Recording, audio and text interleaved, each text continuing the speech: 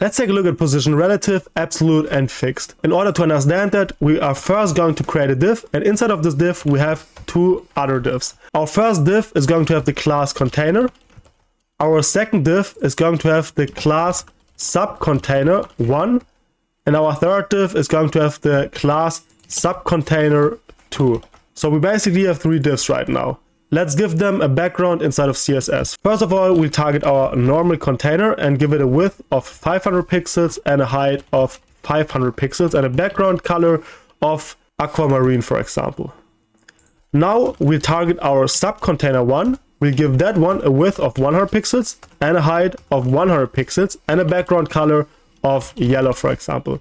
We'll copy that and we'll paste it and do the same for subcontainer2, but we'll change the color a little bit to probably around blue. Now, as you can see, we basically have two containers inside of this big container. So first of all, let's understand position relative. Let's go ahead and set position to relative by using the relative property. As you can see, nothing changed at this point. To really change something, we can use top, left, right, and bottom properties. And the top property, the left property, the right property, and the bottom property always defines the gap, so basically the space you want to create from that position. So if we say top 500 pixels, for example, we say that we are starting from the top and we push our content 500 pixels away from the top. That is what we're basically saying by doing so. And as you can see, once I save, we're pushing our content 500 pixels away from the top. And we could obviously also say, let's push our content 100 pixels away from the left. So we go into this direction. And as you can see, we pushed our content 500 pixels away from the top and 100 pixels away from the left. So what does position relative exactly means? Position relative means that the content will be moved relative to its original position.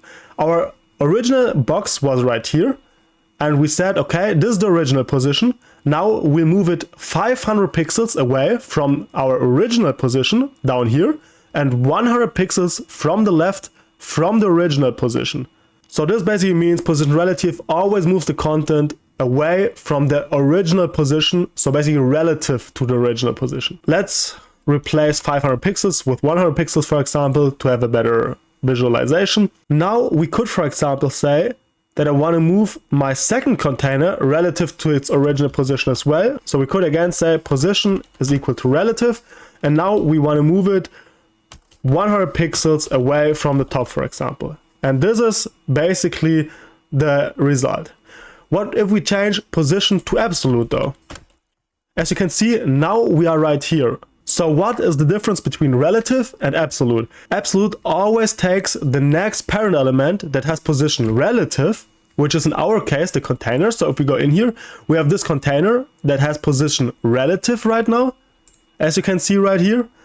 And our subcontainer2 has position of absolute. So the parent element, the next parent element that has position of relative is basically the container. So we say we move our position, basically, if you want to say it like that, relative to the original container that has position relative. So if you think about that, we are basically going to have our subcontainer. Our subcontainer2 is going to move relative to the position of our container that has position relative, which is the entire box. So we're going to start at the top right here.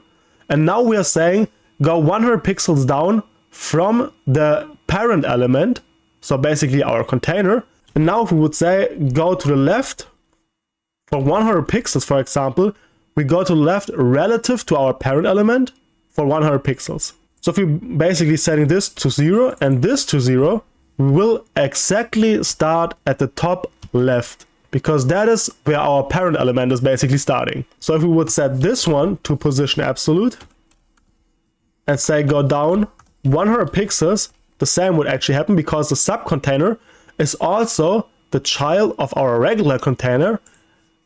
So we are basically saying again, we are moving our subcontainer1 relative to the parent element basically, so our container. So position relative always means move the element relative to its original position, while position absolute basically means move the element relative to its parent element. Now you would also have the option to use position fixed. So we're going to do that for one of our subcontainers by using position fixed. So now we can, for example, say, let's start at the right by using right 0. So we have a gap to the right of 0. And let's start from the top. And let's also use 0 for the top. So we are going to start at the top.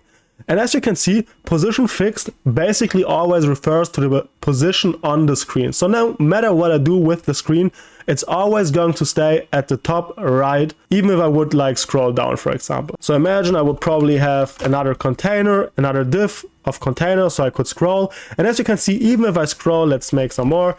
Even if I scroll, the yellow box will always stay on the top right of the screen. So position fixed basically means just place the element on a fixed position on the screen and it will not move from that position, whatever you do. And that is all you need to know about position relative, absolute, and fixed.